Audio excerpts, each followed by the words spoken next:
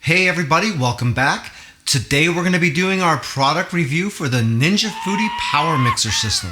This system combines two different small kitchen appliances into one small device. You get a hand mixer and an immersion blender. How well does it work? That's what we're here to find out. So you ready? Let's get into this. Just a quick note, our product reviews are based upon the things that we think are important.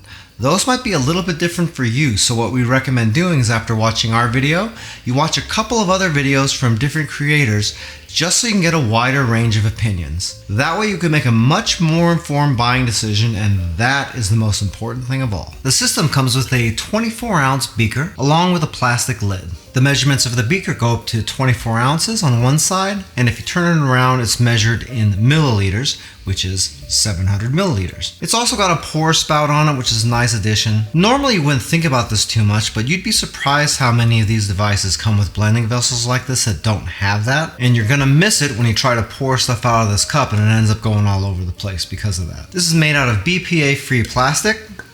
It's pretty solid and dishwasher safe, but I'm going to tell you right now that in my opinion, I wouldn't put anything in the dishwasher that's plastic like this. Eventually, it's going to get cloudy looking and ugly if you do that. Just hand wash them. You're going to be a lot happier that way. The lid's got good solid plastic construction. It's got a little ninja logo right there. Cute. And just goes on to the blending vessel, just like that. This is pretty good. I do have a couple of critiques though. I think it would be a good idea if there was a cutout on this lid someplace so I could take the lid, have it on the beaker, and still be able to easily pour stuff out with the lid on. As it is, you can't really do that. Also, this lid could probably sit on here a little bit tighter. I don't really know how you feel about that, but really I could probably just dump that off just like that. However, those are both pretty minor gripes. Next, we have the control base. This has a wired connection on it, and this cable is 5 feet long. Up here is where your attachments connect to, and it's got buttons on either side that have to be pressed simultaneously in order to pop those attachments off, which I'll show you in just a moment. As far as control buttons go, we have the power button and we have a turbo button. The turbo button doesn't work by itself, it has to be on, and the power button doesn't just click on and click off. It only works while you're holding it down. So if you wanted to use a turbo mode on this, you'd have to press the power button, and then while you're pressing the power button, you'd push in the turbo button. That can actually make your hands just a little bit tired, but the base does have a nice ergonomic grip to it. Just to show you, that really does fit in your hand pretty good. I've got pretty big hands and I don't really have any problem using this, but honestly it's probably a little bit more comfortable if your hands are smaller. There's two attachments that come with this thing. First, there's the Immersion Blender attachment, and that is right here. Got a stainless steel shaft, nice big guards here at the bottom along with some venting, and right up in there you can see the Immersion Blender blades. If you turn this around, you can see that there's an arrow right here. To put this onto the base, you just line up the arrows and push it on just like that. Also, when this is attached, the base down here is pretty big, so you can set this down just like that and it'll just kind of stay. Pretty stable. I mean, if you bump it with your arm or something, it's going to tip over. But it's been pretty useful for me, just kind of sliding it out of the way and putting it on top of a little dish or something. That way, if I'm in the middle of a recipe and I'm using it, it's not taking up a whole bunch of space. The other attachment is the mixer attachment. It's got the same little arrow right here so you can line it up on the base just like I did with the Immersion Blender, except this has its own set of controls. When we plug this into the base here, just like that, these controls no longer work, and all of the controls are handled up here on the top. You got your power button, you got the turbo button, which will send this to maximum speed while you're holding that button down, and you've got variable speed controls down here as well. This button up here is just set to release whatever you have connected up in here. As far as these connections go, we have two options. First, we have a whisk attachment, and if we're going to use that, it just plugs into the left side here. And to get this thing off, we would just use that ejection button right there and pull it off. Also, we get a couple of beaters. These are keyed for left and right, and you can tell if you look at the diagram here of which one goes where. You've got one that's got a little ring on it, like that, and that's going to go on this side. And then the other one just goes on the other side, like that. And then this would be in mixer mode. This button right here is going to eject the beaters. Like that. I'll show you how all this stuff works. We'll put in the beater attachment, and like I was saying before, If this mixer attachment is on here, then these buttons here, you'll see they don't do anything. So don't freak out if you get one of these, it's not broken. If you've got the mixer attachment on there, only these controls will work up here. When you push the power button, it'll turn it on. And you'll see a little light here that, number one, tells you that it's on. You'll probably tell that because that's spinning. The up and down arrows here will change the speed. And you'll also get a visual representation of that speed right there. The turbo button on top will give you maximum speed no matter what speed you're currently in, like this. See, just like that. And if you're already on maximum speed to begin with, then the turbo button does absolutely nothing. To show you how loud this gets, I'm going to use my sound meter with this turned up to the maximum speed.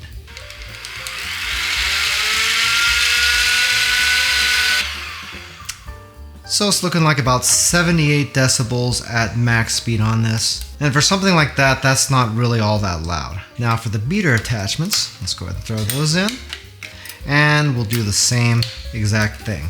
All the functions on this work exactly the same whether you're using the beaters or the whisk, so we're not going to go into that again, but let's see if it's any louder.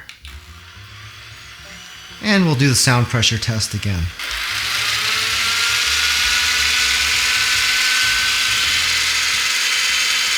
Okay, it looks about the same. So we'll pop all this stuff off and look at the Immersion Blender.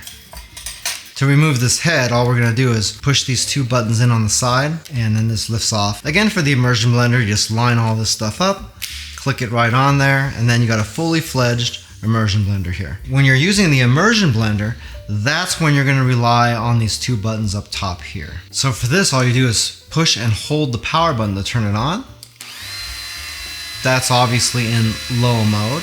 If you want it to go faster, then you just push in the turbo button with your middle finger. And that right there is at maximum speed. Let's do that sound test at max speed.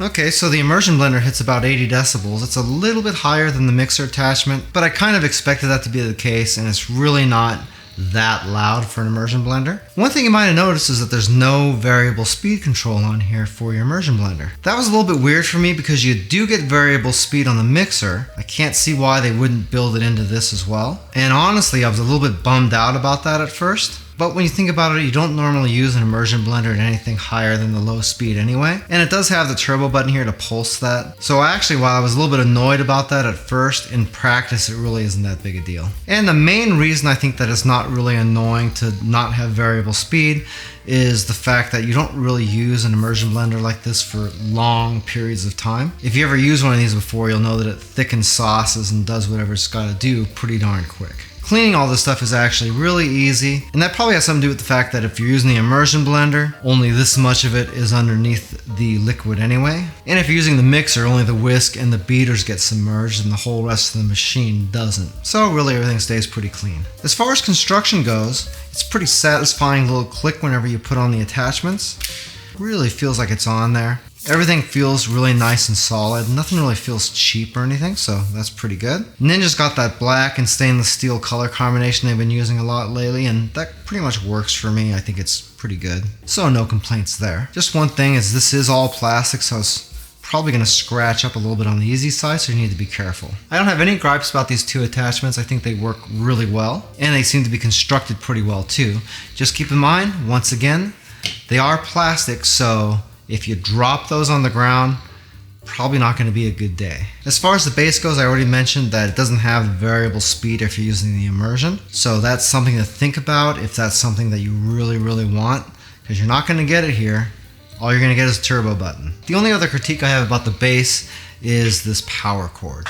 For me, it should be one of two things. First, if we're going to go with the power cord, I would have preferred it to be a detachable power cord. It makes storing it a lot easier. And it would have been nice if this was longer than 5 feet. 5 feet may seem like a pretty long cord, but if you're using this on your island like I am right here and you don't have power to the island, then you're going to have to get your power from someplace else and you're going to be having to use an extension cord. For me personally, I would prefer there be an option for a rechargeable battery on this. But if you're going to have a rechargeable battery, you got to remember that you always have the possibility of trying to use a thing and the batteries run all the way down. Especially if you're not using a mixer or immersion blender every day.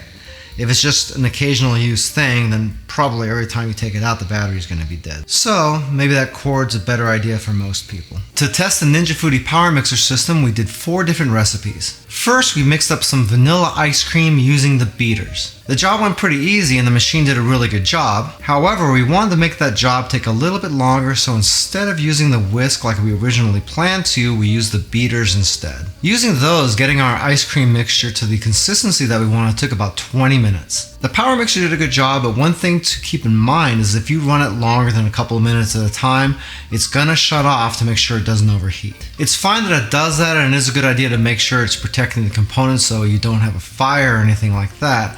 I felt like it was shutting that thing off a little bit too soon. Each time it shut off, we were able to just restart it again, and it would just keep going again for a couple of minutes until it would shut off once more. That got to be a little old after it happened 6 or 7 times. Keep in mind though, if we used the whisk attachment like we were going to, it would have taken a lot less time and we probably wouldn't have had as big of an issue.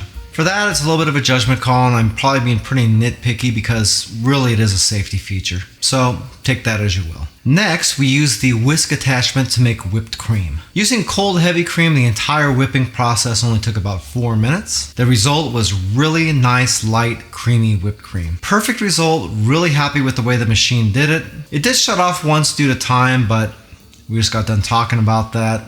Whatever. The third thing we did is we used the Immersion Blender attachment to make some creamy cilantro lime dressing. We loaded up the blending vessel with all the ingredients, stuck in the Immersion Blender, and let it rip. The result was nice, thick, creamy dressing in under a minute. Remember, the Immersion Blender doesn't have variable speed, but making this dressing, I didn't miss it at all. I just kept it on the low speed and it was perfectly fine there. For our last test, we made some tomato soup from scratch and used the Immersion Blender to thicken it up. For that, we roasted all the tomatoes with the skins on, with some garlic and onions thrown into the mix. Once those were done, we threw everything into a pot and we used the Immersion Blender to thicken it up while we were heating it up on the stove. For that, we kept it on low speed, but we used the turbo button quite a bit off and on. We blended until we got to the thickness that we wanted, which was for about maybe 2 minutes or so, and then the job of the Power Mixer was all done. The result was really great, thick, creamy tomato soup comparable to something that you get in a restaurant. For me, that was a perfect result, and it was the most impressive result on this machine as well. It did the job just as good as any immersion blender that I've ever used. The last thing we tried was to do a little bit of a cleanup test. If you've ever had an immersion blender, you're going to know that cleaning the immersion blender head can be a real pain in the neck and can be a little bit dangerous.